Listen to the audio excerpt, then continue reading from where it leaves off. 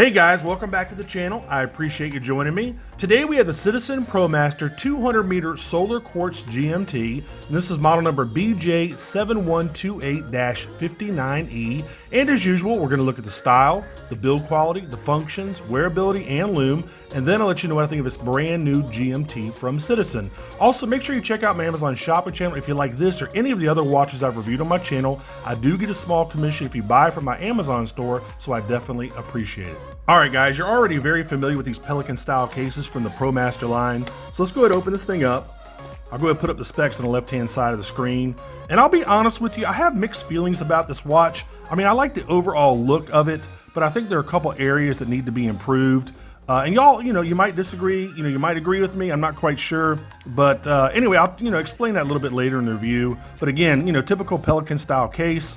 And again, I like the overall look of this thing, but there are a couple things about it that kind of irk me a little bit. Let's go ahead and take it out. Put this back. And of course, you don't really get manuals and stuff anymore from Citizen. They give you a little pamphlet here that tells you to go online, register your watch, and it shows you the manual in like a PDF format. So there's that. Put all this stuff out of the way. I'll go ahead and put up the specs on the left-hand side of the screen. All right, here we go. You're looking at a 44 millimeter case. It's 14 millimeters thick. It's 51 millimeters lug to lug. It's on a 22 millimeter stainless steel bracelet with a dive extension. It does have a sapphire crystal with an AR coating. It's water resistant to 200 meters, which is 660 feet. You've got the B877 movement with about a 6-month power reserve. You do have a screw down case back. You've got a signed screw down crown over here at 3 o'clock. You do have a date function over there at 3 o'clock as well. You do not have a day function. Of course, it's not windable. It is hackable. It has Citizen's proprietary lume, and it has a unit directional bezel.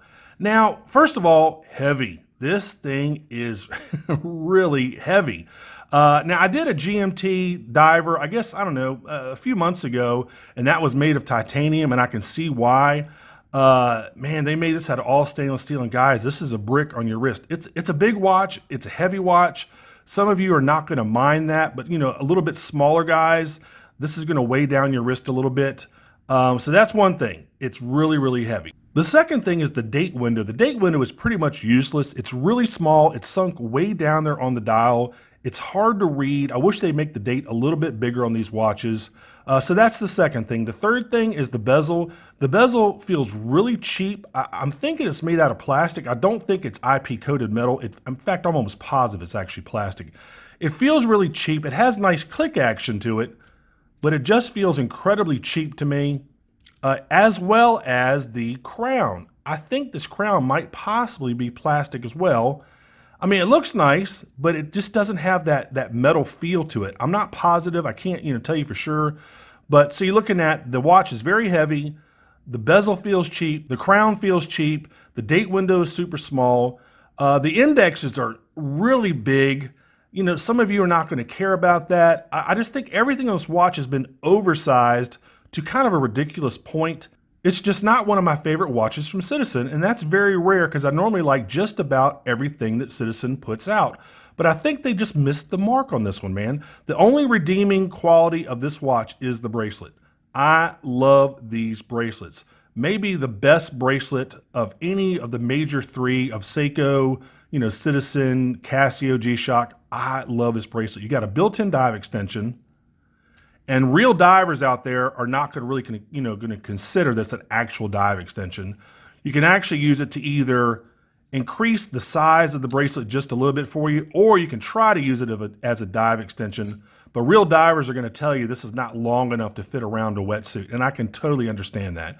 But it's technically a dive extension, but probably just not long enough to actually be able to be used in a dive environment. So anyway, there it is. But I love it anyway. Very good quality bracelet, extremely well made, extremely comfortable. So that's really the only redeeming feature of this watch, unfortunately. And again, I mean, I like the Pepsi, the red and the blue. I like the colorway. But man, I just can't get excited about this watch, guys. I just, just with all those kind of detractors, it's hard for me to get super stoked about this watch. And this comes in 2 other colors. It comes in the blue and green, which I actually wanted to review, but they were sold out of this one, so I reviewed the red and the blue Pepsi version. And it also comes in an all orange version, which I think is pretty cool looking. But out of all 3 of them, I would have preferred the blue and green. But this one, the Pepsi's not bad looking. So anyways, let's look at the rest of this thing. Big, beefy case, really no polished areas just about anywhere. You might have a couple little polished areas. Gosh, guys, nowhere. I'm looking to see if I can find anything. It's all brushed. I can't find any polished areas anywhere on the watch. I mean, the case back has a couple polished areas, but that's really about it. Everything else is brushed. In fact, let me show you that bracelet one more time real quick. Man, I love these bracelets. Really cool bracelets. There is the case back. Gosh, I take that back. There's not even any polishing on the case back. Nowhere to be found. No polishing. Anyway, so there you go. So this is going to be kind of a quick review, man, because again, I can't really get into this watch. Let me go ahead and try it on for you, though, real quick. Bracelet, killer as ever. I mean, guys, it's really heavy, man. It's a heavy watch. But, decent looking. Let me go ahead and give you a lume shot as well. Normally, my reviews are a little bit longer when I'm really excited about a watch. As y'all can tell, that new Seiko Alpinist I reviewed, wasn't really into that one either. I know, I got a lot of heat for that. Some of y'all are really pissed off. But I just couldn't get into it, man. It's just boring. It's just, it's just a boring watch to me. But anyway, so let's go ahead and kill the studio light. Let's kill the monitor. And let me give you a lume shot here. Can't get it as dark as I want because it's about 1 o'clock in the afternoon. And the lume, I'm a little underwhelmed by the lume as well. Now, if you notice, all the indexes are pretty good, but the minute hand, it looks like it has like a half application of the normal lume, as well as the GMT hand. It's blue, but you can barely see it. Now, of course, this is because it's kind of light in here. But I don't know. I just don't know what's going on with this watch, man. Now, I would explain the GMT function, but I'm not going to because I'm not very good at explaining it. And honestly, there are a couple different ways you can use the GMT function on a watch. And probably the best video I have ever seen out there about the GMT function is by Crown and Caliber. And I'll go ahead and put that in the description field so you can take a look at that particular video. I think they're doing a Rolex GMT Master 2, I believe.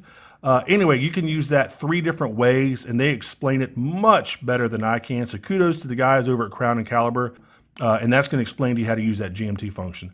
So guys, I mean, if you want this watch, and some of you are going to absolutely love this thing, and I get it, head on over to Amazon if you want to get it. This model, the Pepsi version, I can't find anymore. It looks like it might be currently sold out. They're probably going to get some more stock in soon. But if you want to get one, head on over to Amazon.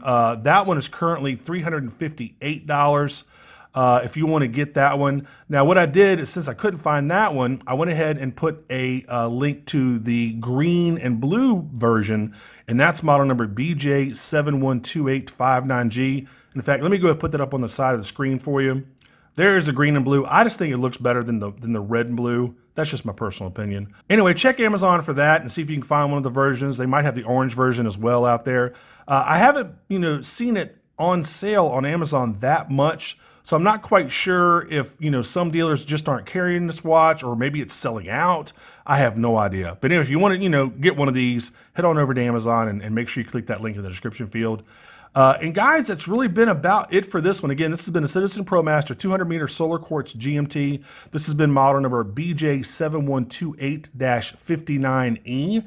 And as always, if you like this video, make sure you like and subscribe and click that notification bell. I definitely appreciate it. And you know what? I kind of want to apologize for this one, guys, because I can't really get into this watch. Normally, I love Citizen watches, just about everything they make. But this one is just missing the mark on a few different areas that are kind of important to me and maybe I think are important to you. Like I said, the bezel, the date window being just pretty much useless, the crown feeling cheap, the bezel feeling cheap, the lack of lume on the minute hand and the GMT hand, the fact that it, weighs a ton. I just couldn't get into this one, man. So anyway, until the next review, I'll see y'all later. Take care. Bye-bye.